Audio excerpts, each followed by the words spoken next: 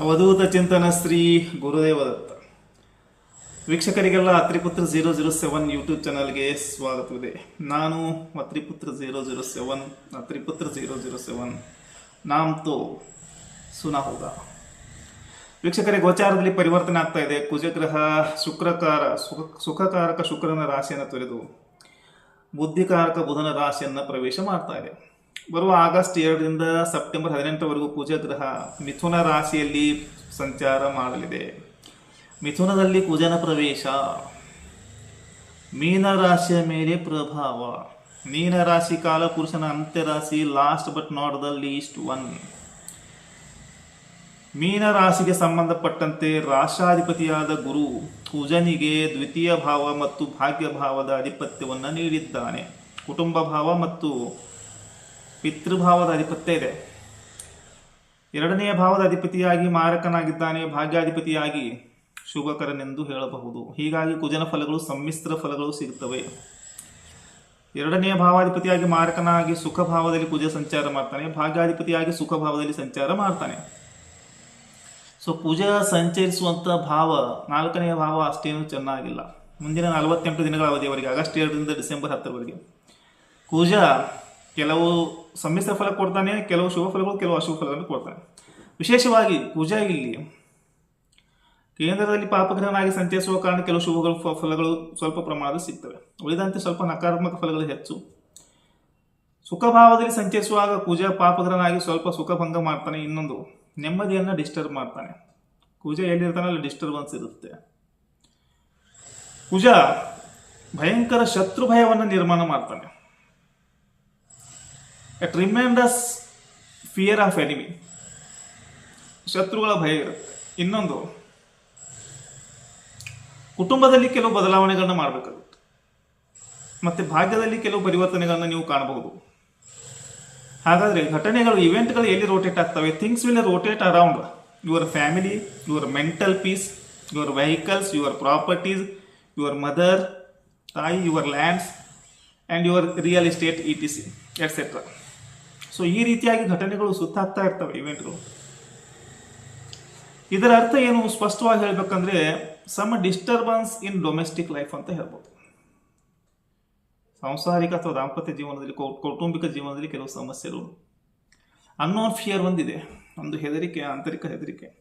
ಸ್ವಲ್ಪ ಮನೆಯ ವಾಸ್ತುದಲ್ಲಿ ಕೆಲವು ಸಮಸ್ಯೆಗಳನ್ನು ಕಾಣಬಹುದು, ಅಥವಾ ಮನೆಯಲ್ಲಿ ಸ್ವಲ್ಪ ಅಶಾಂತ ವಾತಾವರಣ ಅಂತ ಹೇಳ್ಬೋದು.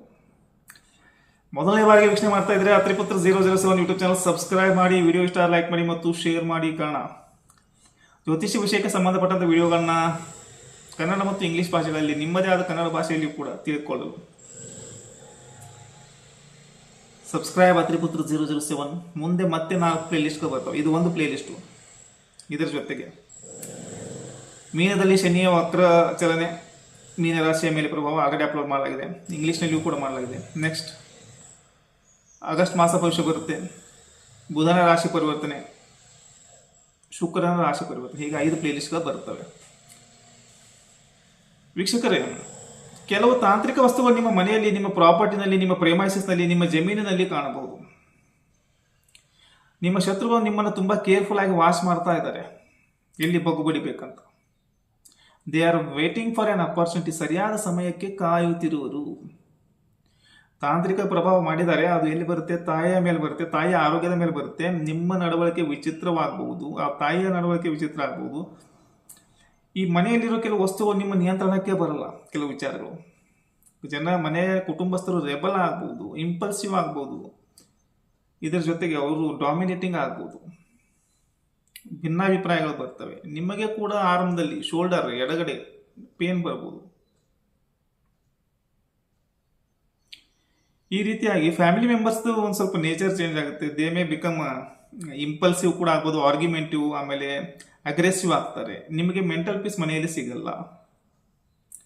ಬಟ್ ಕೇಂದ್ರದಲ್ಲಿದ್ದಾಗ ಕೆಲವು ಒಳ್ಳೆ ಶುಭ ಫಲಗಳನ್ನು ಕೊಡ್ತಾನೆ ಅಂತ ಹೇಳಿದ್ದೀನಿ, ಅದು ಕೊಡ್ತಾನೆ. ಕೆಲವು ಆರ್ಥಿಕ ವಿಚಾರದಲ್ಲಿ ಕೊಡ್ತಾನೆ, ಪ್ರಾಪರ್ಟಿ ವಿಚಾರದಲ್ಲಿ ಕೊಡ್ತಾನೆ, ಫೈನಾನ್ಸ್ ವಿಚಾರದಲ್ಲಿ ಕೊಡ್ತಾನೆ. ರಿಲೇಟೆಡ್ ಟು ದ ಪ್ರಾಪರ್ಟಿ ಕೂಡ ಒಳ್ಳೆಯ ಫಲಗಳು. ಇದರ ಪ್ರಭಾವ ನಿಮ್ಮ ಮಕ್ಕಳ ಮೇಲೆ ಕೂಡ ಆಗುತ್ತದೆ. ಮಕ್ಕಳು ಸ್ವಲ್ಪ ಅನಾರೋಗ್ಯ ಸಮಸ್ಯೆಗಳಿಂದ ಬಳಲಬಹುದು.